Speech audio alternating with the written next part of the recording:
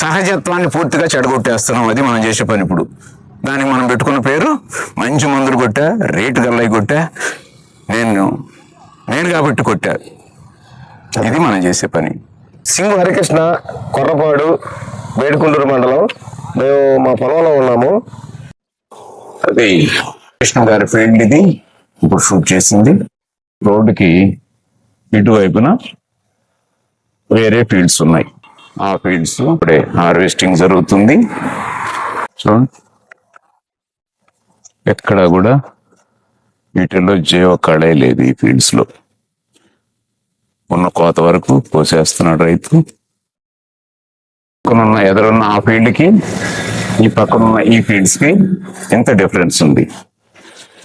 So ఈ రోజుల్లో ఈ టెంపరేచర్స్ లో ఇప్పుడు వస్తున్న ఛాలెంజెస్ లో రైతు టెక్నాలజీ తోడు లేకుండా, సరైన ఇన్పుట్ మేనేజ్మెంట్ లేకుండా పంట తీయటం అనేటువంటిది అసాధ్యం. సో ఈరోజు మనం హరికృష్ణ గారు, మనం ఎక్సలెంట్ ఈల్డ్ తీయాలంటే ఈ రోజు ప్రతి చోట రైతు పెట్టుబడి పెడుతున్నాడు, అనుకున్న ఈల్డ్ తీయటం లేదు. ఏదైతే విత్తనాల కంపెనీలు మాయి ఈ క్యారెక్టర్స్ ఉంటాయి, ఇంత ఈల్డ్ వస్తుంది అనేటువంటి ఇస్తాయో, వాళ్ళ టెక్నాలజీలో ఆ స్ట్రక్చర్ని వాళ్ళు ఇస్తారు. అంత ఈల్డ్ అవుట్పుట్ రావాలి అంటే ఈ X9 ఇంపాక్ట్ అనే టెక్నాలజీ సపోర్ట్ చేస్తుందండి. సరే, ఇది యాక్చువల్గా మొత్తం ఈ సిగ్నలింగ్ వ్యవస్థ మీదనే ఆధారపడి ఉంటుంది సార్ మొక్క లైఫ్. ఓకే. ప్రాబ్లం ఎక్కడ వస్తుందంటే బయోటెక్, అబయోటెక్ అని రెండు రకాల ఒత్తిళ్లు ఉంటాయి మొక్కకి.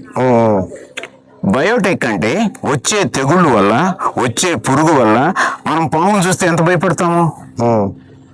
వచ్చేటువంటి దోమ, నల్లి, తెగుళ్ళు, ప్యాథోజన్స్ ఎన్నో దాన్ని ఆశించి ఆధారపడి దాన్ని చంపాలని చూసి వస్తుంటాయి.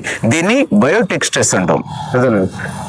అలాగే అబయోటెక్ అంటే ఎండలు, వాతావరణ మార్పులు, ఈ తీవ్రంగా ఉండేటువంటి గాళ్ళు, ఇవన్నీ కూడా అబయోటెక్. బయోటెక్, అబయోటెక్ ఈ రెండు రకాల ఒత్తిళ్ళ వల్లనే ఇన్ని రకాల అసలు సమస్యలు వచ్చేది, పైరుకి హాని ఇచ్చేది. తెగుళ్ళు వచ్చిన దానివల్లనే, పూత రాకపోవటం దానివల్లనే, ఈ హార్మోనల్ ఇంబ్యాలెన్స్. మనం భయపడ్డాం సార్. బాడీలో ఎన్ని రకాల కెమికల్స్ ప్రొడ్యూస్ అవుతాయో తెలుసా? భయం, ఆందోళన తగ్గించుకోండి అంటాడు డాక్టరు. అసలు నీ బాడీకిను మనసులో కలిగే భయానికి సంబంధం ఏంటనుకుంటావు? అవును. కానీ దాంట్లో ఈ సిగ్నల్ కరెక్ట్గా ఉంటే మొత్తం బాడీలో మెటబాలిజం కరెక్ట్గా జరుగుద్ది. ఎప్పుడైతే నువ్వు భయపడ్డావు, ఆనందపడ్డావు, ఒక రకమైనటువంటి పాజిటివ్ కెమికల్స్ రెడ్యూస్ అవుతాయి. అవి ఇమ్యూనిటీని డెవలప్ చేస్తాయి.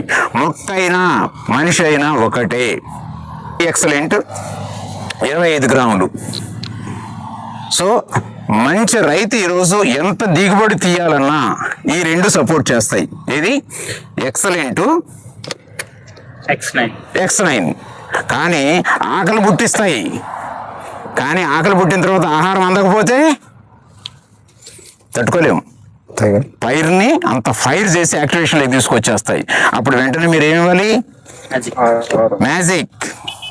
ఇది ఆల్ ఫుడ్ అండ్ న్యూట్రిషన్ మొత్తం దీంట్లోనే ఉంటుంది. అది కూడా అంత సల్ఫేట్ ఫామ్లో ఉంటుంది, కానీ ఇది గ్లూకోనేట్ ఫామ్లో ఉంటుంది. అంటే నరానికి ఇంజెక్షన్ చేసినట్టే అంత వేగంగా మొక్క అందుకోగలుగుతుంది.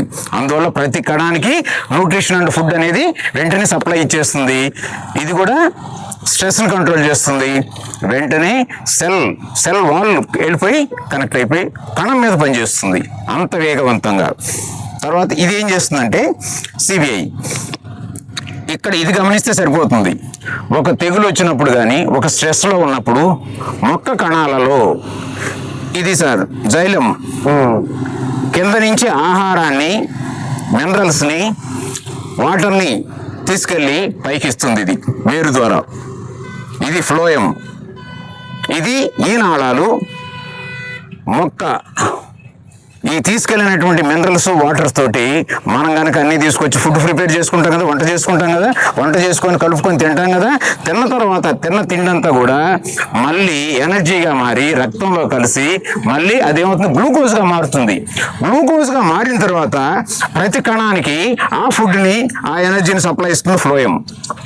ఎప్పుడైతే తెగులు వచ్చినాయో ఈ జైలంలో, ఫ్లోయంలో మన గుండె నాళాలు బ్లాక్ అయిపోయినట్టుగా బ్లాక్ అయిపోతాయి. జైలం, ఫ్లోయం క్లియర్ అవ్వండి మొక్క చచ్చిపోతుంది. మనకు అర్థమవుతుంది అది. ఈ సిబిఐ ఈ రెంటిని క్లియర్ చేస్తుంది. అప్పుడే ఏదైనా ఫ్లో వెళ్తుంది. కొంచెం గుండె కనుక కాస్త నాళాలు మందపడితేను బ్లాకులు వస్తేనే హార్ట్ అటాక్ వస్తున్నప్పుడు ప్రతి కణానికి ఫుడ్ సప్లై ఇచ్చి మళ్ళీ మినరల్స్ని ఫుడ్ని తీసుకుని అప్టేకింగ్ ఇంటేక్ ఈ రెండు జరగాలంటే ఈ రెండు నాళాలు ఓపెన్ కాకపోతే మొక్క బతుకుతుందా? నువ్వు ఏదైనా ఫుడ్ ఇచ్చావు, ఎరువు వేసావు, తీసుకుంటుందా? న్యూట్రిషన్ ఇచ్చావు, తీసుకుంటుందా? పలానా మాది వాడండి న్యూట్రిషన్ వాడతారు, అలా మొక్క తీసుకునే పరిస్థితుందా? అంటే భూమిలో వేసిన ఎరువు అయినా ఇచ్చిన న్యూట్రిషన్ అయినా ఏది కూడా మొక్క తీసుకోలేదు. ఇది ఎంతమందికి తెలుసు? అవునండి, అంతే కదా సార్. ఆరోగ్యం ఉంటుంది కానీ వేసి వచ్చాం, పైరు లేగలేదు. ఎక్కడ లెగుస్తుంది? అంటే ఇప్పుడున్నటువంటి పరిస్థితికి తగ్గ టెక్నాలజీని వాడకపోతే రైతు అనేవాడు మిగలడు.